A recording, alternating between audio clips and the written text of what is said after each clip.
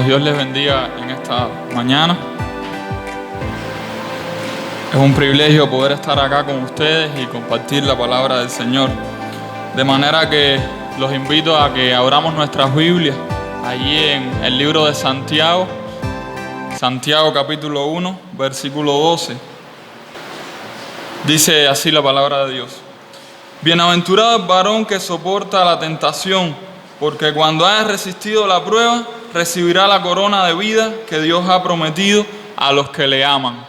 Bienaventurado el varón que soporta la tentación, porque cuando haya resistido la prueba, recibirá la corona de vida que Dios ha prometido a los que le aman. Amén, amados. Hoy quisiera predicarles bajo el título Liberación tras la confrontación. Cuando vamos ahí al diccionario Vine, el diccionario bíblico, dice así, que confrontación en el hebreo es la palabra cara, y dice para confrontación que indica que puede usarse para tanto para indicarnos una confrontación amistosa en que un amigo se encuentra intencionalmente con otro, pero puede también referirse a una confrontación hostil entre dos fuerzas para entablar una lucha. Sin lugar a dudas, este último es el sentido o es como más se usa en el Antiguo Testamento, sobre todo en el contexto bíblico. Amén. De hecho, cuando vamos a las Escrituras podemos encontrar fuertes confrontaciones del pueblo de Dios, sobre todo cuando el pueblo de Dios era obediente al mandato de Dios y caminaba en obediencia y escuchaba la voz de Dios cuando iba a la pelea, no importaba cuán numeroso pudiera ser el ejército que iba en contra de ellos o que tan bien estuvieran preparados. Dios le daba la victoria a su pueblo. No así cuando muchas veces el pueblo de Dios caminaba en desobediencia y en rebeldía al mandato divino. De manera que cuando esto ocurría, cuando un ejército venía hacia ellos, por muy confiado que el pueblo de Dios estuviera en que podía obtener la victoria, pues, amados hermanos, sufrían grandes derrotas. Es así que encontramos algunas de las batallas en las que el pueblo de Dios pues fue sojuzgado y quedó en esclavitud. Esto ocurrió, por ejemplo, ante los caldeos, es decir, ante los babilonios en el año 597, también en el 587, contra los asirios también les ocurrió lo mismo en el año 701. El pueblo de Dios, cuando fue a la batalla, cuando fue en confrontación ante los enemigos, pues fue sojuzgado, fue esclavizado después que tuvo esta batalla. Bueno, en los días actuales, en los tiempos que vivimos también, estamos siendo confrontados en medio de la lucha contra esta pandemia que hasta el día de hoy ha cobrado la vida de más de 3 millones de personas. Hemos sentido de cerca los graves efectos de esta pandemia en cuanto a aislamiento, en cuanto a familiares que también han estado padeciendo las amistades y demás. Pero también en el mundo espiritual se cierne una confrontación, y es una confrontación que sufre también nuestras almas. Es una confrontación contra el adversario, el enemigo de nuestras almas, contra Satanás. Es una confrontación que a diario también vivimos en una batalla contra los deseos de nuestra carne, contra el mundo también. Y en estos días en que me disponía a hacer labores del trabajo, pues me encontraba revisando trabajos de curso. Soy profesor en la universidad, profesor en la carrera de Derecho, y me tocaba, pues, entre los varios trabajos que tenía, uno que se titulaba La familia homoparental como modelo familiar en Cuba, una visión desde el derecho. Desde el primer momento que me enfrento a este trabajo, pues ya lo tomé con mucho desagrado, el hecho de que me hubiesen dado este trabajo para yo tener que hacer una revisión, tener que dar una consideración ajustada al derecho. mi ética profesional me indicaba que debía hacerlo. Debía pues revisarlo metodológicamente, su ajuste, si era un tema de vigencia, de novedad, de actualidad, y entonces emitir una evaluación. Bueno, amados, me debatía en este sentido, les confieso, si revisarlo o no y ser lo más estricto posible, actuando como profesor y dar mi consideración.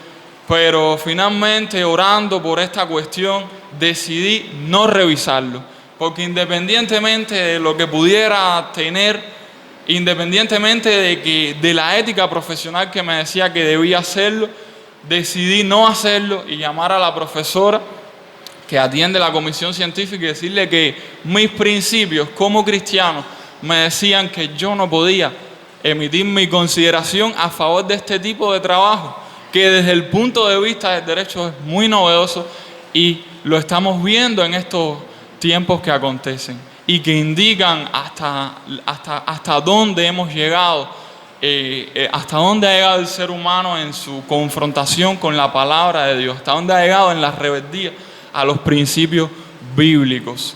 No podía darle ni siquiera un 3 porque de alguna manera estaba probando esto que es contrario a la palabra de Dios. Y asimismo, como yo fui confrontado en esta área laboral, somos todos confrontados, ya sea en el área familiar, cuando convivimos con personas no cristianas, en el área social, en nuestro diario andar y en nuestra diaria interacción con las personas, con el vecino, con el jefe en el trabajo y demás. Somos, hermanos, confrontados.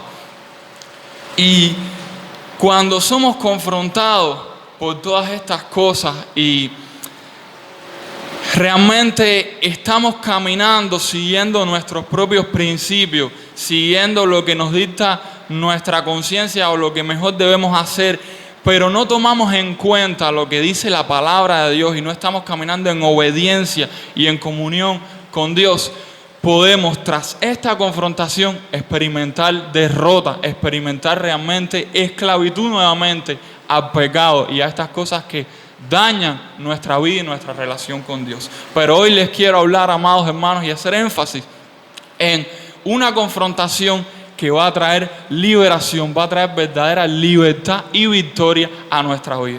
Porque en esta confrontación que tenemos a diario contra la carne, contra el mundo y contra el enemigo, contra el diablo, tenemos la victoria segura, la victoria garantizada en Cristo Jesús.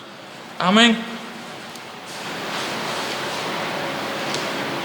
El apóstol Pablo, aún así, nos dice ahí en Romanos capítulo 7, versículo 15, y lo quisiera leer en la Nueva Versión Internacional, dice: no entiendo lo que me pasa, pues no hago lo que quiero, sino lo que aborrezco. Ahora bien, si hago lo que no quiero, estoy de acuerdo en que la ley es buena, pero en ese caso ya no soy yo quien lo lleva a cabo, sino el pecado que habita en mí. Yo sé que en mí, es decir, en mi naturaleza pecaminosa, nada bueno habita, aunque deseo hacer lo bueno, no soy capaz de hacerlo. De hecho, no hago el bien que quiero, sino el mal que no quiero. Y si hago lo que no quiero, ya no soy yo quien lo hace, sino el pecado que habita en mí. Así que descubro esta ley, que cuando quiero hacer el bien, me acompaña el mal.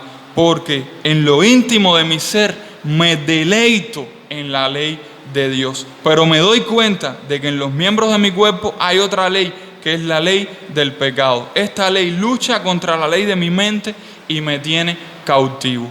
Pero qué bueno, amados, es que podamos decir también, en medio de esta confrontación, como el apóstol Pablo, que nos deleitamos en la ley de Dios, nos deleitamos en sus mandamientos, que no los encontramos gravosos, sino que encontramos en ellos deleite. Cuando somos confrontados por la palabra de Dios y nos humillamos bajo su autoridad y nos disponemos a obedecerla, podemos experimentar verdadera liberación y victoria ante las pruebas y tentaciones que se nos presenten. No así cuando escogemos no obedecerla, cuando escogemos evadirla, dejarla a un lado y hacer lo que bien nos parezca. Ciertamente, si así actuamos, le estamos abriendo una puerta de entrada a la tentación y al pecado para que opere entonces el caos en nuestras vidas. Puede ser que también venga el enemigo y como con Eva ahí en el jardín del Edén nos dijo, con que Dios os dijo esto. No, Dios lo que quiere es sojuzgarte, Dios lo que quiere es que tú no experimentes la libertad, que tú no vivas una vida de deleite, de gozo. Ciertamente Él trata de intoxicar nuestra mente, intoxicar nuestro corazón, tratando de ponerlo en contra de la palabra de Dios y de minimizar la autoridad de la palabra de Dios. Pero, amados, Dios nos ofrece verdadera libertad por medio de su palabra. El salmista lo recrea así en el Salmo 119, 45 y nos dice, y andaré en libertad porque busqué tus mandamientos. Andaré en libertad porque busqué tus mandamientos, porque anhelé tus mandamientos. Esta es la verdadera libertad. Jesús también nos dice allí en Juan capítulo 8, en los versículos 31, 32 y 34, si vosotros permaneciereis en mi palabra, seréis verdaderamente mis discípulos y conoceréis la verdad y la verdad os hará libre. Y la verdad os hará libre. Cuando somos confrontados por la palabra de Dios, amados, podemos experimentar 3 beneficios. A saber, número 1, que somos examinados. El hermano Santiago también nos dice ahí en la palabra, la compara con un espejo. Dice en el versículo 25, ahí en el mismo capítulo 1, mas el que mira atentamente en la perfecta ley, la de la libertad, y persevera en ella, no siendo oidor olvidadizo, sino hacedor de la obra, este será bienaventurado en lo que hace. Cuando nos miramos, nos examinamos en el espejo de la palabra de Dios, verdaderamente tenemos libertad. Somos examinados por ella y podemos ver, sí, nuestra condición, nuestra fragilidad, nuestra dependencia de Dios. Pero también cuando nos vemos en el espejo de la palabra de Dios y somos examinados, podemos ver lo que dice la palabra que nosotros somos en Cristo Jesús. La libertad que en Él tenemos. Encontramos que las Escrituras nos dicen que si alguno está en Cristo, nueva criatura es. Las cosas viejas pasaron, es aquí que todas son hechas nuevas. También nos dice la Escritura, ahí en Gálatas capítulo 5, versículo 24, que los que son de Cristo han crucificado la carne con sus pasiones y deseos. Amén.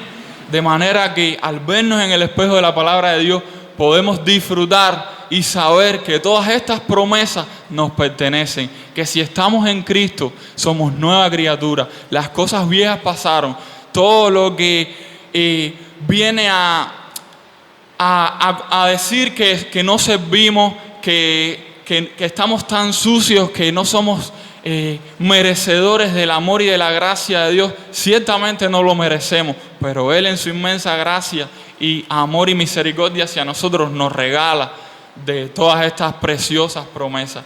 Y creemos lo que dice la palabra de Dios porque tiene autoridad. Somos nueva criatura en Cristo, tenemos libertad.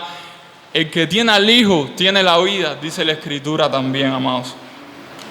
Somos examinados. Ese es el primer beneficio que podemos disfrutar cuando somos confrontados por su palabra. Pero también, amados, experimentamos restauración. Y este es el segundo beneficio.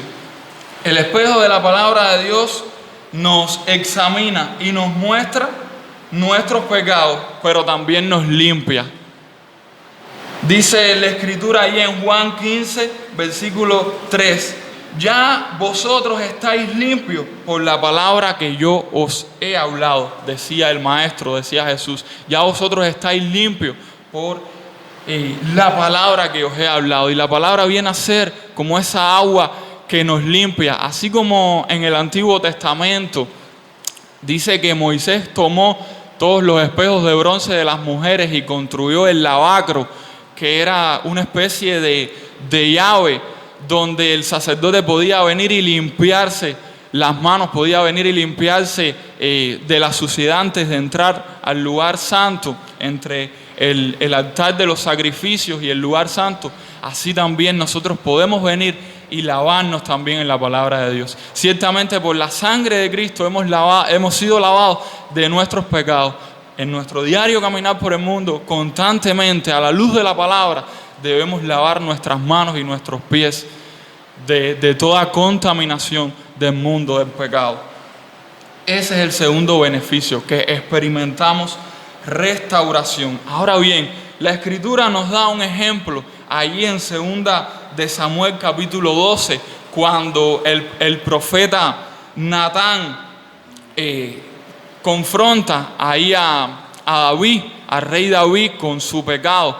Recordemos que David pues se acuesta con Betsabé, la esposa de Urías, uno de sus mejores soldados, y aún así no termina todo allí, sino que un pecado lo lleva a otro y también lo envía a lo más recio de la batalla, donde Urías pierde la vida. Pero casi un año después, ya cuando David y Betsabé habían concebido su primer hijo, pues entonces Natán viene y le refiere una historia en la que encontramos a un hombre rico que tenía muchas ovejas y vacas, y también a un hombre pobre que tenía tan solo una corderita, la cual amaba en gran manera. Dice que la alimentaba y la trataba aún como a uno de sus hijos, la trataba como a una verdadera hija. A lo que entonces David, enojado, responde que con tal hombre entonces hay que matarlo, hay que tomar una medida severa, hay que quitarle la vida. Pues, amados hermanos, Natán le dice: ese hombre eres tú. Lo confronta con la palabra de Dios. La palabra de Dios hace el efecto, y David entonces reconoce, confiesa su pecado, se arrepiente y dice: pequé contra Jehová. Ahí vemos cómo la palabra de Dios nos examina y nos confronta. Pero también encontramos que esta trae restauración, porque nos dice ahí en el versículo 13: también Jehová ha redimido tu pecado, no morirás. Amado hermano, la palabra de Dios no solo nos confronta, nos examina, sino que también trae restauración. Ella nos muestra nuestro pecado, nos muestra nuestra condición, pero para que nos humillemos, reconozcamos lo que dice en su autoridad la palabra de Dios, pero también trae esa bendición de que trae restauración a nuestras vidas, nos limpia de todo pecado. El tercer beneficio que encontramos al ser confrontados con la palabra de Dios, además de que somos examinados, de que experimentamos restauración, es también la transformación. Después que Dios nos restaura, quiere cambiarnos para asegurarse de que no volvamos entonces a caer nuevamente en ese pecado. Por su gracia, Él también nos transforma. Se opera en nosotros cuando hemos creído al Evangelio, al mensaje de gracia. Se opera en nosotros una verdadera metamorfosis. Comenzamos a experimentar cambios en nuestra manera de pensar, en nuestra mentalidad, en nuestra manera de actuar, a medida que somos confrontados por la palabra y la obedecemos, permanecemos en ella, podemos crecer en gracia y en el conocimiento de la palabra, en el conocimiento de nuestro Señor Jesucristo. A través de la acción del Espíritu Santo que impregna en nosotros los mandamientos de Dios, llegamos a ser obedientes. Es un proceso gradual, de un día a otro no somos completamente santos, pero estamos en un proceso de santificación. Y si actuamos y caminamos en humildad a la palabra de Dios, si tan solo no se hace rutinario el ir a la Escritura y leer un versículo como algo que se convierte en una obligación, sino que nos detenemos a meditar en su palabra, en lo que Dios quiere decirnos, en lo que quiere enseñarnos, y dejamos que la palabra también haga el efecto en nosotros, nos redarguya, nos instruya, nos corrija en nuestro caminar diario. Entonces podemos experimentar esta bendición en mayor amplitud, amados. De modo que estos son los beneficios. Pudiéramos experimentar muchos más, pero realmente cuando somos confrontados por la palabra de Dios y nos miramos en el espejo y no hacemos como dice Santiago, que hay muchos que vienen, se miran como en un espejo y se van y olvidan su rostro. No, sino que creemos y la obedecemos, entonces experimentaremos estas y muchas más bendiciones. Cuando nos dejamos ser examinados por ella, cuando somos restaurados a través de lo que nos dice y el poder que tiene y la autoridad que tiene la palabra en nosotros, también somos transformados. Al mismo tiempo podemos también serle de bendición a otras personas. Podemos predicarles, llevarles el evangelio a otras personas y llevarles esta buena noticia de lo que hizo Dios a través de Cristo Jesús en la cruz y cómo transformó nuestras vidas, y mostrarles las grandezas de la ley de Dios, los beneficios, el amor tan grande que Dios nos tiene y que viene recogido sobre todas las cosas en su palabra. De tal manera amó Dios al mundo que nos ha dado a su Hijo unigénito, para que todo aquel que en él crea no se pierda, sino que tenga vida eterna. El que tiene al Hijo tiene la vida. Y todas estas preciosas promesas están en su palabra, en la hoja de ruta que el Padre nos ha dejado para caminar cada día, de modo que el que persevere hasta el final sea salvo. De manera que sabemos que el que ha comenzado en nosotros la buena obra, dice su palabra, que la va a perfeccionar y la va a terminar hasta el día de Cristo Jesús. Y en su palabra descansamos, en su palabra permanecemos, porque su palabra es verdad, su palabra es vida. Gloria a Dios. En esta mañana, amados, quisiera que cerráramos nuestros ojos y oremos porque verdaderamente el Señor puede abrir nuestros ojos a las maravillas de su palabra y de sus mandamientos.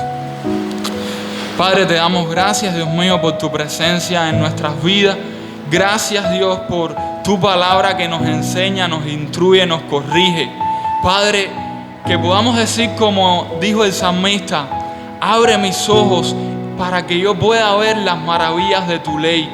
Abre mis ojos para que yo pueda ver que ella es buena. Abre nuestros ojos, Dios mío, y ayúdanos, Señor, no solamente a leerla, a meditar en ella, sino sobre todas las cosas, en lo que hay más bendición, en obedecerla